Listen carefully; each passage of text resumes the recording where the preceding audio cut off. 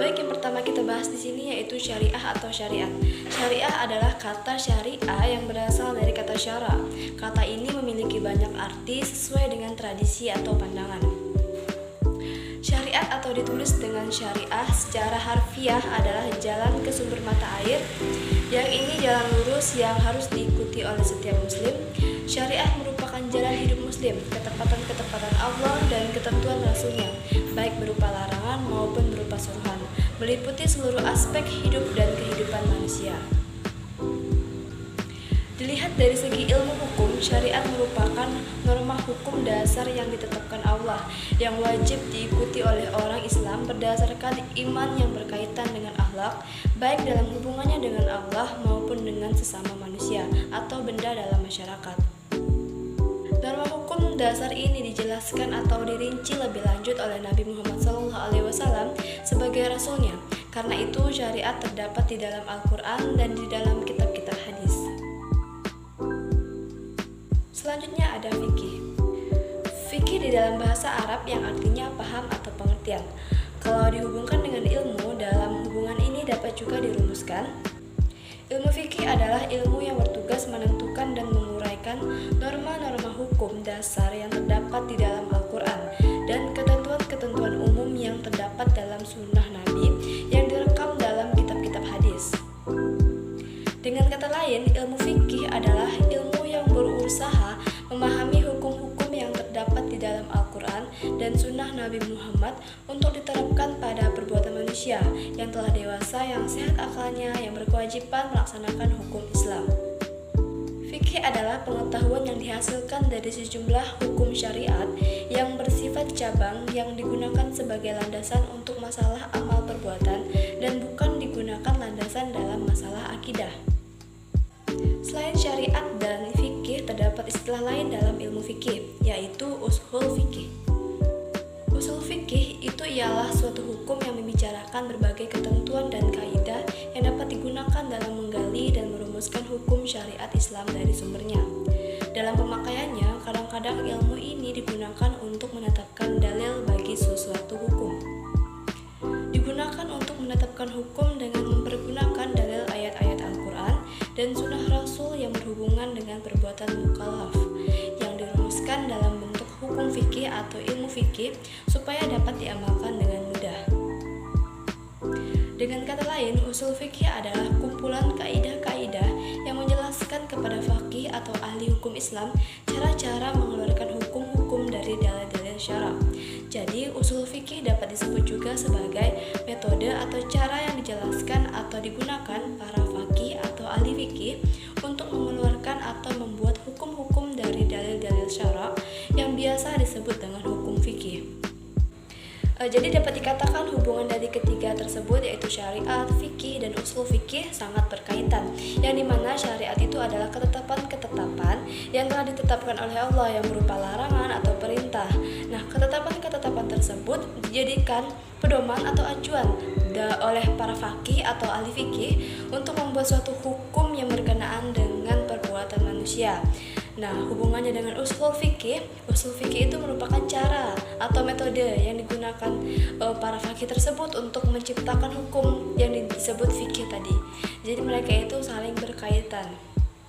Yang di syariat sebagai sumber utamanya, fikih itu sebagai bentuk hukum yang berasal dari syariat tadi, sumber utamanya. Lalu usul fikih yang merupakan cara atau metode yang dipakai.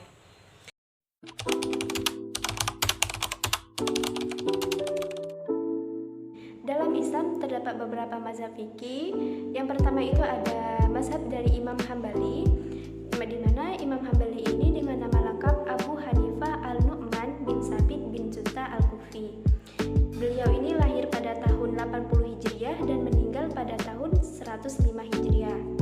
Adapun corak pemikiran hukum dari mazhab Imam Hanafi ini, dia cenderung kepada rasional dengan dasar pemikiran hukum itu berupa Al-Quran, Al-Hadis, Sunnah, Ijma, pendapat sahabat, istihsan, qiyas, dan juga urf.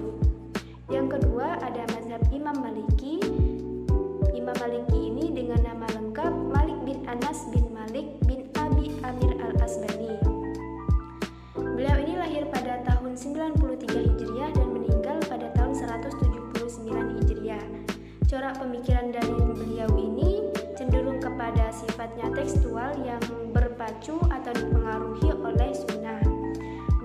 Adapun dasar pemikiran hukum dari mazhab ini yaitu pertama itu ada Al-Quran, hadis, ijma, qiyas, masalah, mursalah, amal ahli, Madinah, dan pendapat sahabat. Yang ketiga ada mazhab Imam Syafi'i.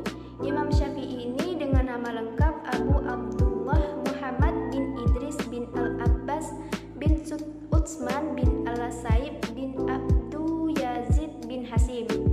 Beliau ini lahir pada tahun 105 Hijriah dan meninggal pada tahun 204 Hijriah. Nah, corak pemikiran dari hukum Imam Syafi'i ini ialah tradisional dan juga rasional, dengan sumber hukum yang dia pakai berupa Al-Quran, Sunnah, Ijma, perkataan sahabat, Qiyas, dan juga Istihab. Yang terakhir itu ada mazhab Imam Hambali.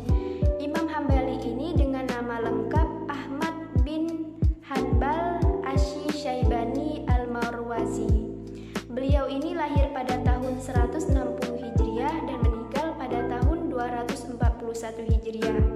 Corak pemikiran hukum yang beliau ambil yaitu tradisional dengan dasar pemikiran hukum yang beliau pakai berupa Al-Quran, hadis, sunnah, fatwa sahabat.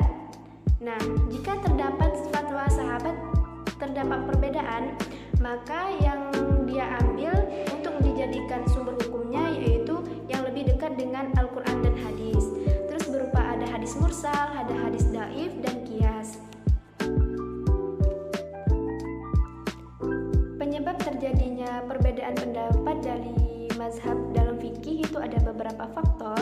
Yang pertama itu adanya perbedaan dalam sumber hukum setiap imam. Jadi sumber hukum yang diambil setiap imam dalam mazhab itu memiliki perbedaan.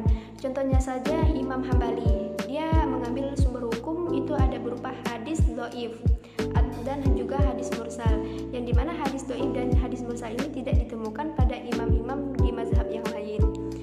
Faktor yang kedua itu adanya kebolehan dalam ijtihad, yang dimana kebolehan dalam ijtihad ini membuat respon para mujtahid untuk mencari kebenaran hakiki tentang hukum masalah yang belum ditemukan hukumnya. Adanya kebolehan dalam melakukan ijtihad ini membuat respon dari mujtahid untuk melakukan pencarian kebenaran mengenai hukum masalah yang belum ditemukan hukumnya sebelumnya. Terus yang ketiga ada faktor perbedaan dalam memahami ayat. Setiap para mujtahid ini memahami dan mengambil kesimpulan dalam ayat ini mungkin ada perbedaan. Jadi dengan adanya perbedaan dalam memahami ayat, maka kesimpulan yang diambil dari hukum yang akan ditetapkan juga akan berbeda dari ayat tersebut. Yang keempat itu ada perbedaan pendapat, juga bisa muncul karena perbedaan kondisi dari para mujtahid. Perbedaan kondisi juga akan menyebabkan perbedaan pendapat para mujtahid. Misalnya saja perbedaan kondisi seperti latar belakang pendidikan. Latar belakang pendidikan yang berbeda-beda akan menyebabkannya perbedaan mazhab dalam fikih. Dan yang kedua dari kehidupan mujtahid itu sendiri, dan selanjutnya mungkin dari pengalaman dan kepandaian dari setiap mujtahid yang dapat membuat perbedaan dari mazhab dalam fikih.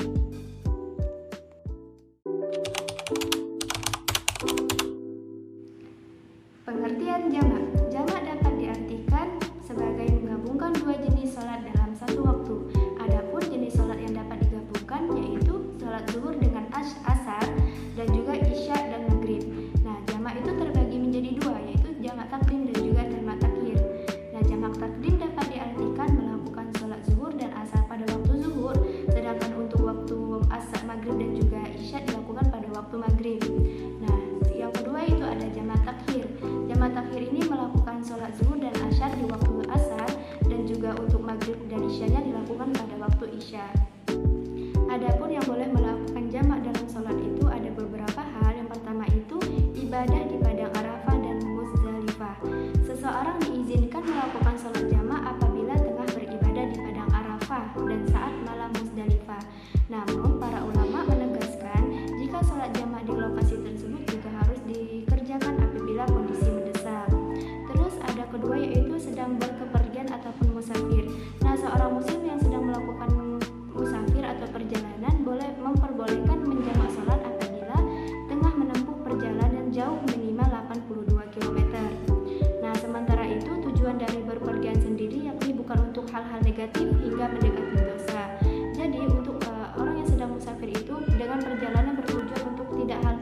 tidak hal-hal yang jahat melainkan hal-hal yang baik, boleh melakukan jamak dalam sholat asalkan dengan jarak tempuh minimal 82 km.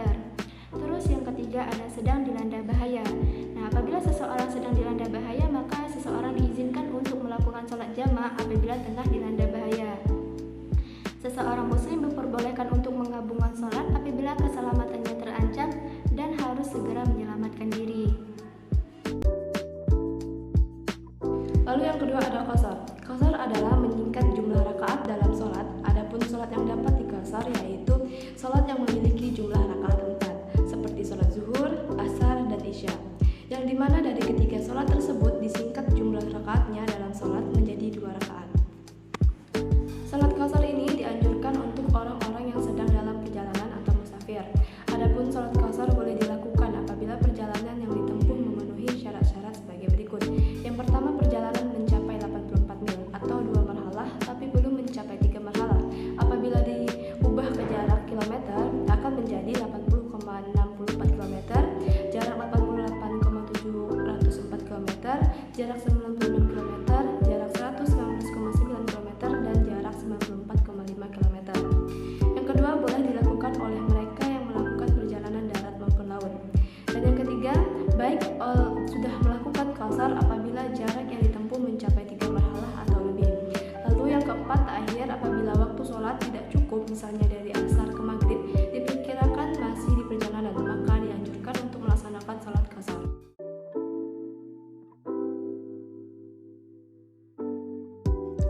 Dalam melakukan sholat jamak takdim maupun jamak takhir, melakukannya sama halnya dengan melakukan sholat seperti biasa.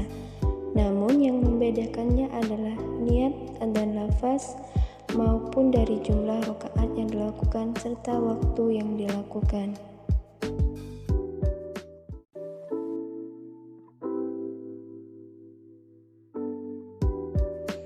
Begitu juga dengan sholat qasar. Pelaksanaannya sama dengan pelaksanaan sholat seperti biasa. Namun yang membedakannya adalah jumlah rakaat yang lebih disingkat menjadi 2 rakaat.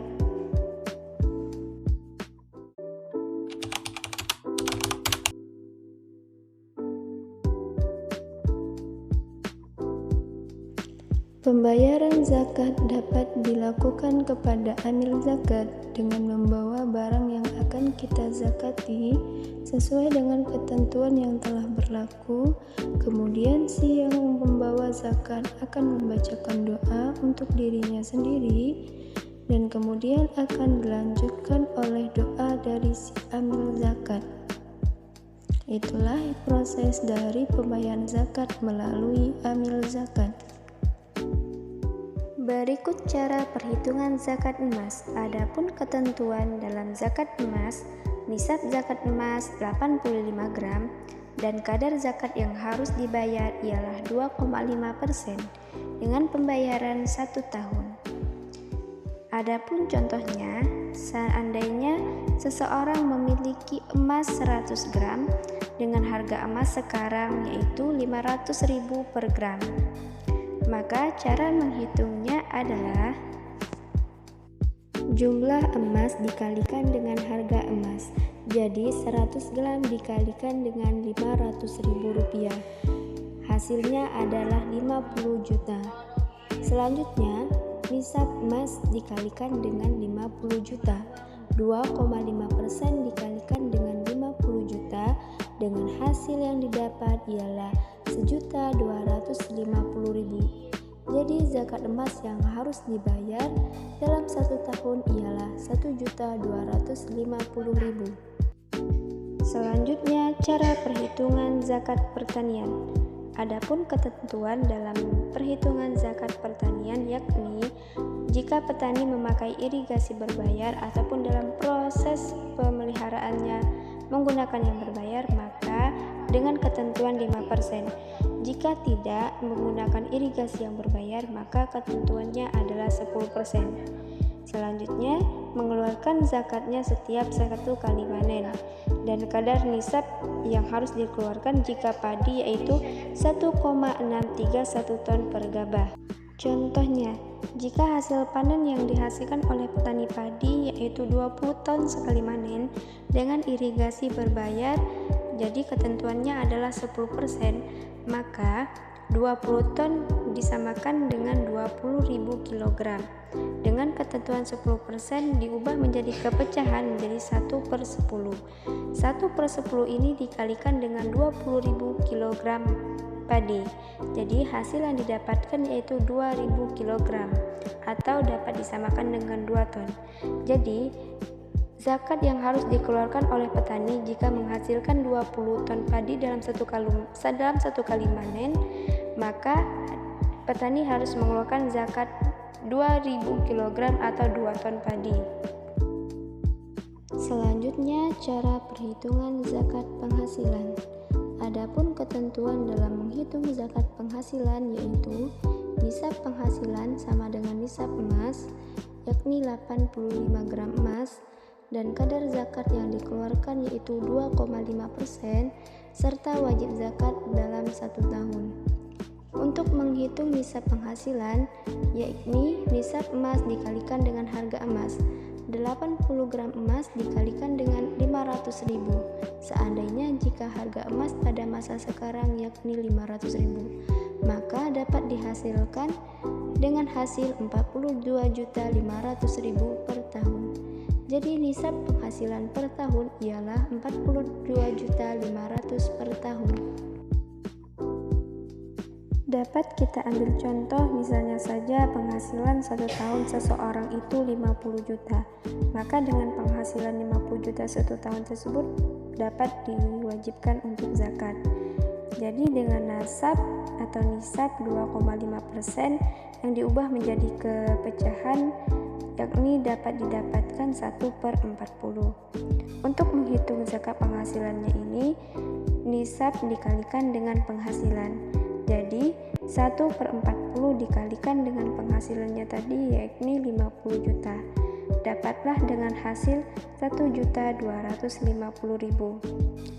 Jadi zakat penghasilan yang harus dikeluarkan oleh seseorang tadi dengan pendapatan 50 juta, maka 1 tahunnya ia wajib zakat dengan zakat senilai 1.250.000 rupiah.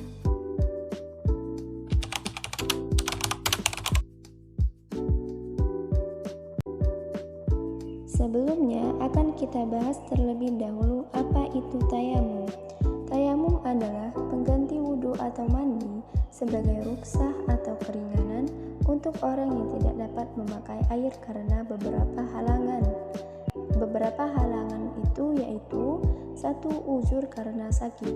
Kalau ia memakai air bertambah sakitnya atau lambat sembuhnya, maka dia diperbolehkan untuk tayamum. Kedua, karena dalam perjalanan, dan yang ketiga karena tidak ada air. Berikut tata cara pelaksanaan tayamum yang diawali dengan niat bertayamum.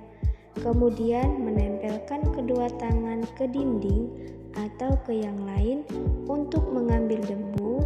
Setelah diambil, kemudian tepiskan debu dengan membenturkan kedua tangan atau bisa juga dengan meniup kedua tangan.